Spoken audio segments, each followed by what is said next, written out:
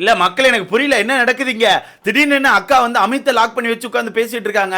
எங்க அக்கா இப்படி பண்ண மாட்டாங்களே. எங்க அக்கா யாரையாச்சும் இப்படி லாக் பண்ணி உட்காந்து பேசுறாங்கன்னா ஒண்ணு அந்த நபரை வச்சு அக்காக்கு நல்ல பேர் கிடைச்சா பேசுவாங்க, இல்லைன்னா அந்த நபரை மனித வெடிகுண்டா மாத்தி வீட்டுக்குள்ள யாரையாச்சும் அட்டாக் பண்ண முடியும்னா உட்காந்து பேசுவாங்க. பட் அமித் அவர்கள் ரெண்டுக்குமே யூஸ் ஆக மாட்டாரு. ஏன்னா அமித்தை பொறுத்தவரை வீட்டுக்குள்ள ரொம்ப ஜாலியா எல்லாருக்கிட்டுமே ஃபன் பண்ணிட்டு தான் சுத்துறாப்ல.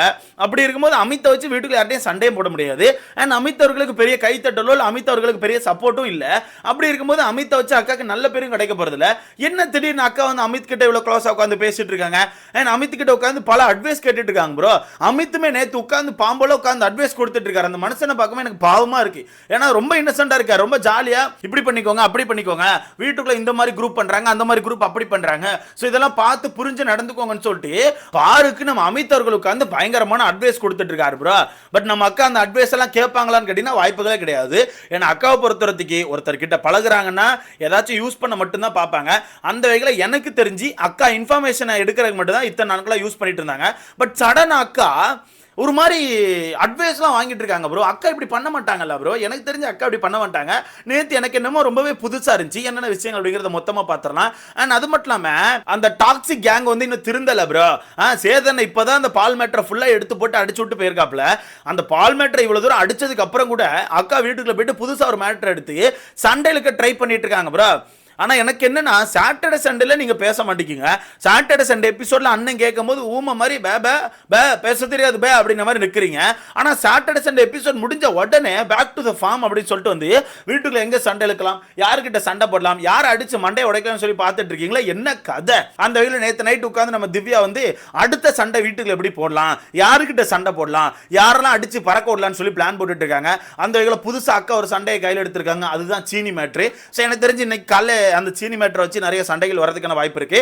என்னென்ன விஷயங்கள் அப்படிங்கறத மொத்தமா பார்த்துடலாம். சோ வீடியோக்குள்ள போறதுக்கு முன்னாடி மறக்காம இந்த வீடியோ லைக் பண்ணி சேனலை சப்ஸ்கிரைப் பண்ணிக்கோங்க. நீங்க போடுற ஒவ்வொரு லைக்கும் தான் நம்ம வீடியோ ஒரு 10 பேருக்கு சஜஸ்ட் பண்ணுவோம். சோ முடிஞ்ச அளவுக்கு லைக்கை போட்டு சேனலை சப்ஸ்கிரைப் பண்ணிக்கோங்க. ஃபர்ஸ்ட் அமித் அவர்கள்ட்ட விஜய் பாரு உட்காந்து பயங்கரமா பேசிட்டு இருக்காங்க. இந்த வீட்டை பத்தி தான் பேசுறாங்க. இந்த வீடு எப்படி போயிட்டு இருக்கு, வீட்டுக்குள்ள எப்படி டீமா இருக்காங்க, அந்த டீம்லாம் என்ன மாதிரி பண்றாங்க, என்ன மாதிரி கேம் பிளே பண்றாங்கன்னு சொல்லிட்டு மாத்தி மாத்தி பேசிக்கிறாங்க. இதுல அமித் அவர்கள் ரொம்ப தெளிவா பயங்கரமான அட்வைஸ் கொடுத்தாரு. அமித் கொடுத்த ஃபர்ஸ்ட் அட்வைஸ் என்ன தெரியுமா, நீங்க தனியா கேம் போடுங்க, நீங்க தயவுசெய்து தனியா கேம் ஆடுங்க, நீங்க நல்லா தான் தனியா கேம் ஆடுவீங்க, வீட்டுக்குள்ள நீங்க நல்லா கேம் ஆடும்போது வீட்டுக்குள்ள எல்லாருமே சேர்ந்து உங்களுக்கு பெஸ்ட் பர்ஃபார்மன்ஸ் கொடுக்க தானே செஞ்சாங்க. அன்னைக்கு யாரு கூட சேர்ந்து ஆடுனீங்க, இல்ல அதே மாதிரி கேம் ஆடுங்க, எந்த கூட்டத்து கூட சேராதீங்க, முக்கியமா அந்த ஒயில் கார்டு கூட்டத்து கூட சேராதீங்க. அவங்கள பொறுத்தவரைக்கு ஒரு மாதிரி உங்களை யூஸ் பண்ண ட்ரை பண்றாங்க, உங்களை வச்சு ஒரு கேம் ஆடுறாங்க, அவங்களுக்கு நீங்க வேணும், உங்களை இழுத்து உள்ளத்துக்கு போட்டு கண்டென்ட் பண்ண ட்ரை பண்றாங்க, தயவுசெய்து போய் மாட்டிக்காதீங்க, நீங்க தனியாவே விளையாடுங்க, நீங்க தனியா விளையாண்டாலே நல்லா விளையாடுவீங்கன்னு சொல்லிட்டு அமித் அவர்கள் பயங்கரமான அட்வைஸை கொடுக்காரு. அந்த அட்வைஸை கொடுத்தது மட்டும் இல்லாமல் அந்த டாக்ஸிக் கேங் வீட்டுக்குள்ளே எவ்வளோ கேவலமாக நடந்துக்கிட்டாங்க அப்படிங்கிற விஷயத்தையும் உடைச்சிருக்காங்க. முக்கியமாக நம்ம அவங்க பேர் என்ன சாண்ட்ரா அவர்கள் கானா வினோத்தை பார்த்து ஒரு மாதிரி ஒரு பாட்டு பாடியிருப்பாங்க. அந்த பாட்டை ஓப்பனாக உடைக்கிறாங்க. ஏன்னா அந்த பாட்டெல்லாம் எபிசோடில் இவங்க போடவே இல்லை, போட மாட்டாங்களே, சாண்ட்ராவை காப்பாற்றணும்ல, அந்த மாதிரி கேவலமான ஆட்களை தான் காப்பாற்றுவாங்க. என்ன பாட்டுன்னா ஒரு நாள் கிச்சனில் போயிட்டு கானா வினோத் வந்து ஏதோ கேட்பாரு, ஏதோ சமைச்சு கேட்பாரு, ஏதோ ஒன்று பண்ணுவாப்புல, ஏதோ கேட்கும்போது அதுக்கு நம்ம சாண்ட்ரா வந்து உள்ள இருந்து ஒரு பாட்டு பாடுவாங்க. என்ன பாட்டு தெரியுமா, வழி நடுக காட்டு பண்ணி வழி நடுக அப்படின்னு சொல்லிட்டு ஒரு மாதிரி காட்டு பண்ணின்னு ரிஜிஸ்டர் பண்ணி பாடிட்டே இருப்பாங்க. ஆக்சுவலாக அந்த பாட்டில் பக்கத்தில் பாரு நிற்பாங்கன்னு நினைக்கிறேன். பட் அமித் அவர்கள் அது பாரு இல்லை, எனக்கு தெரிஞ்சு வியானாவா திவ்யாவா யாரோ ஒருத்தர் நிற்பாங்க, எனக்கு கரெக்டாக தெரியல, ஞாபகம் இருந்துச்சுன்னா மறக்காம கமெண்ட்ல போடுங்க. யாரோ ஒருத்தர் பக்கத்தில் நிற்பாங்க பாருங்க. ஒரு டாஸ்க்னு வருது, அந்த டாஸ்க்ல வினோத் அவர்கள் நார்மலா போய் பேசுறாரு. பேசும்போது இப்படி பாட்டு பாடுறாங்க, காட்டு பண்ணின்னு சொல்லிட்டு. இது அவருக்கு எவ்வளவு கஷ்டமா இருந்திருக்கும்.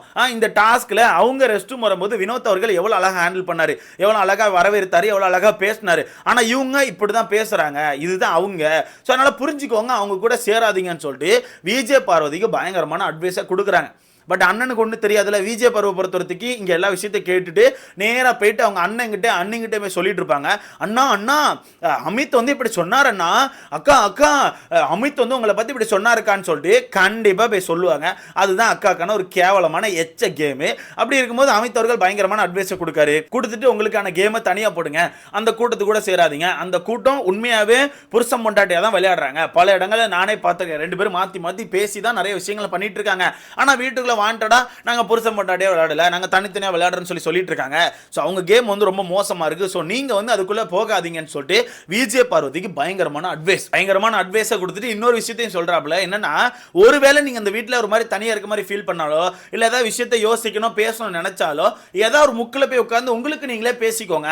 வீட்டில் யாருக்கிட்ட எதையும் ஷேர் பண்ணாதீங்க, வீட்டில் யாரையுமே உங்க கூட்டு சேர்க்காதீங்க, நீங்க தனியாவே கேம் ஆடுங்க, அப்பதான் நல்லா இருக்கும்.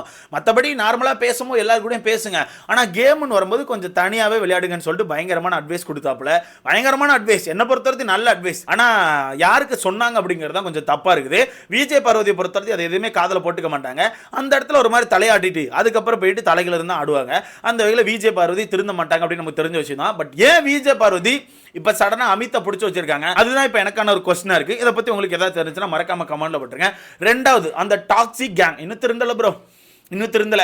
சாட்டர்டே எபிசோட் ஆகட்டும், சண்டே எபிசோட் ஆகட்டும், ஊம மாதிரி இருந்துட்டு சேதனை கிட்ட ஒரு வாய் திறக்கல, சேதனை கேட்ட ஒரு கேள்விக்கும் பதில் சொல்ல. ஆனா நேத்து நைட்டு திவ்யா அவர்கள் எப்படி பேசுறாங்க தெரியுமா? வீட்டுக்குள்ள பால் எடுத்ததுக்கு என்னென்ன பண்ணாங்க, வீட்டுக்குள்ள எல்லாரும் குரூப்பா சேதனை பண்ணிருக்காங்க, நான் விட மாட்டேன்.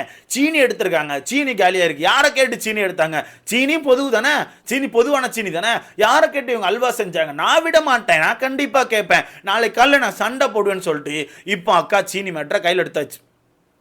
எப்படி சீனி மேட்டரை கையில் எடுத்தாச்சு. இதுல நான் நினைச்ச மாதிரியே கொம்பு முளைச்ச மாதிரி தான் பேசிட்டு இருக்காங்க ப்ரோ. ஏன்னா நான் சொன்னேன் தெரியுமா, இந்த பால் மேட்டர் ஆகட்டும், இல்ல வீட்டுக்குள்ள இவங்க ஜெயில் போகாம இருந்த மேட்டர் ஆகட்டும், ஏன்னா அந்த நாமினேஷன் டிஸ்கஸ் பண்ண மேட்டர் ஆகட்டும், இதெல்லாம் சேதனை சரியா தட்டல.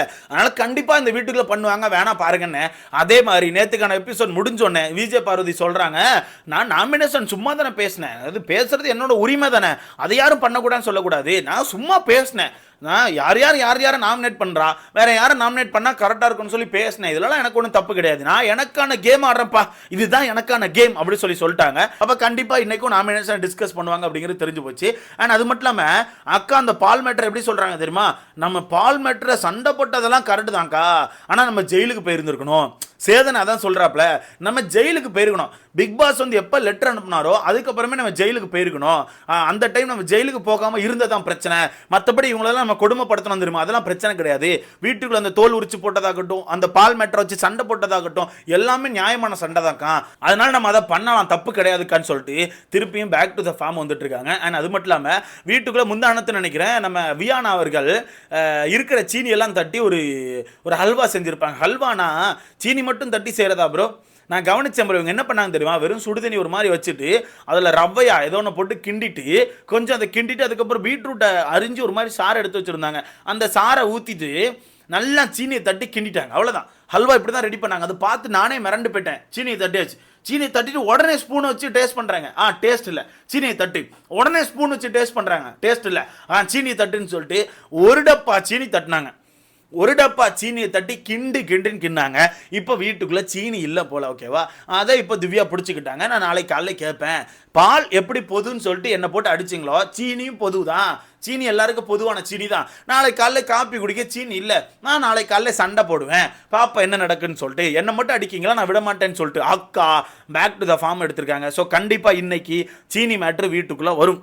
சீனி மேட்டரை வச்சு கண்டிப்பாக வீட்டுக்கு சண்டையை போட்டு உருளுவாங்க, கண்டிப்பாக நடக்கும், வேணா வெயிட் பண்ணி பாருங்க. அண்ட் அது மட்டும் இல்லாமல் இவ்வளோ விஷயத்தை பேசிட்டு திவ்யாவையும் பிரச்சனையும் ஒரு ஏற்றி விட்டாங்க பாருங்க. அதான் சமசிரிப்பை என்னன்னா, அண்ணா நீங்கள் உங்களுக்கான கேமை போடுங்கண்ணா, வியானாவெல்லாம் பெருசாக கண்டுக்காதீங்கண்ணா, வியானால இதுக்கப்புறம் ஏதாவது வந்து பேசினா கலாய்ச்சி விட்டுருங்கண்ணா, ஒரு மாதிரி ட்ரிகர் பண்ணி விட்டுருங்க, சும்மா அப்படி லைட்டாக பேசி விட்டு போயிருங்க, வார்த்தை மட்டும் விடாதீங்கன்னா, வார்த்தை மட்டும் விட்டுறாதீங்க, மற்றபடி சும்மா ட்ரிகர் பண்ணி விடுங்க, வீட்டுக்குள்ள எல்லாரும் ட்ரிகர் பண்ணி விட்டு போயிட்டே இருங்க, அவங்க தனியாக கடந்து கதறிட்டே இருப்பாங்கன்னு சொல்லிட்டு திவ்யா வீட்டுக்குள்ள வந்து கண்டென்ட் கொடுத்துட்டு இருக்காங்க ப்ரோ.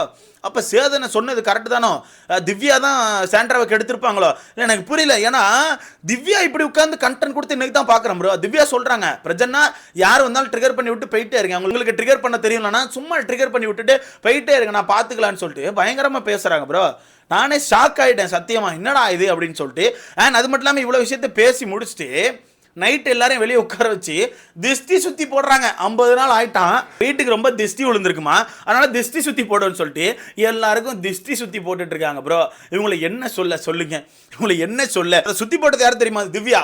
எல்லா கண்டென்ட்டும் பேசி முடிச்சுட்டு நாளைக்கு எல்லாரையும் அடிச்சு பறக்கணும்னு சொல்லி பேசிட்டு எல்லாருக்கும் திஷ்டி சுத்தி கொண்டு கரைச்சாச்சு. ஸோ எனக்கு தெரிஞ்சு இன்னைக்கு ஃப்ரெஷ்ஷா பல கண்டென்ட் ஆரம்பிப்பாங்க நான் நினைக்கிறேன். ஸோ வெயிட் பண்ணி பார்க்கலாம். நீங்க சொல்லுங்க, அமித் அவர்கள்ட்ட புதுசா ஏன் விஜய் பாரு ஒட்டிக்கிட்டு இருக்காங்க? ரெண்டாவது, திவ்யா ஏன் சாட்டர்டே சாட்டர்டே சண்டே ஒரு நடிப்பை போட்டுட்டு இங்க வந்து மட்டும் வீராப்பா பேசுறாங்களே, என்ன கதை? இதை பத்தி உங்களுக்கான கருத்தை மறக்காம கமெண்ட்ல போடுங்க. அடுத்த பார்க்கலாம்.